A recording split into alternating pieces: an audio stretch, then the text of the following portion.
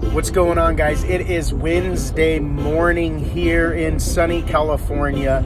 I got a horrible call yesterday from someone whose home burnt down. So I'm headed to Hemet today to meet with this customer to see how we can help her out.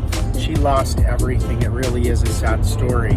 So if you want to follow this story or other stories about manufactured mobile homes and how we help people out, we do new home tours on a weekly basis as well. You're going to want to hit that subscribe button.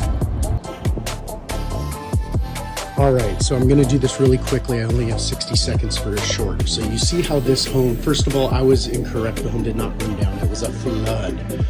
And it's a very unique situation. You see how this home is ground level. You have no steps going into the front door. They call this a pit sat or a dig-in. What happened was the hot water line broke.